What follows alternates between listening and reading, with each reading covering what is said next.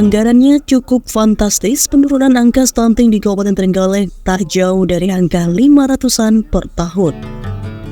Pada tahun 2023 lalu, Pemkab Trenggalek kucurkan anggaran sekitar 5,5 miliar untuk penanganan stunting. Hasilnya saat ini masih ada sekitar 2.000-an anak yang dinyatakan stunting.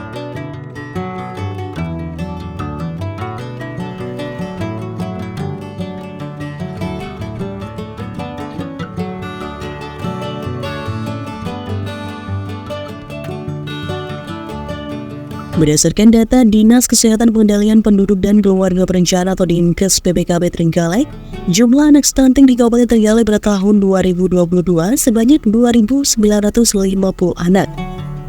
Sedangkan pada tahun 2023, jumlah anak stunting turun menjadi 2.343 anak. Artinya penurunan stunting dalam setiap tahunnya mencapai sekitar 500-an.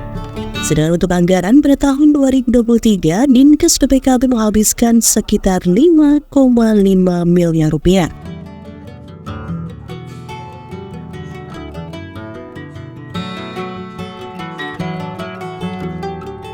Lebih lanjut, Kepala Dinkes PPKB Kabupaten Trenggalek Dr. Sunarto menjelaskan mayoritas anak stunting di Kabupaten Trenggalek berusia di atas 2 tahun hingga 5 tahun.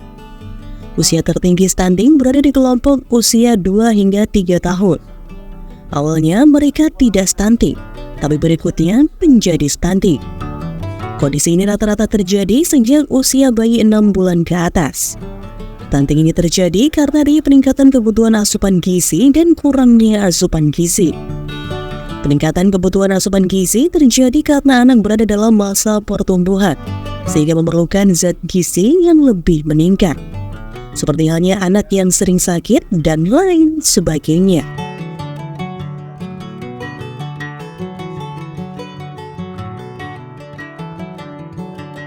Jumlahnya untuk 2022 ada 2.950, 2022 untuk 2023 ini ada 2.343, jadi hampir sekitar 500-an sekian yang sudah stunting terap tangani, kira-kira seperti itu.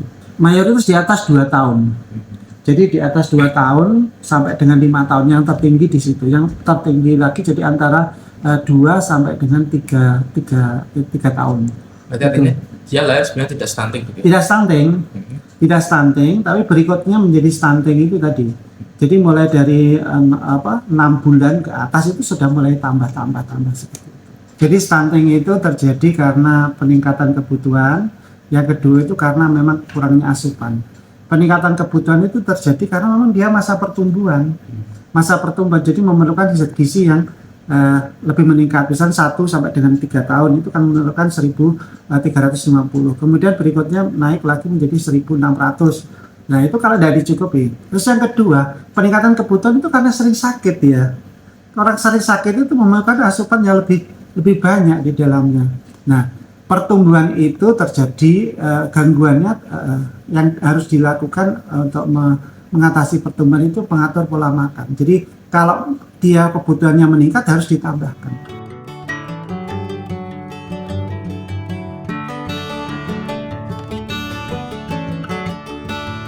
Sunarto juga menambahkan untuk mengatasi stunting perlu dilakukan pengaturan pola makan, pemberian suplementasi dan penanganan penyakit.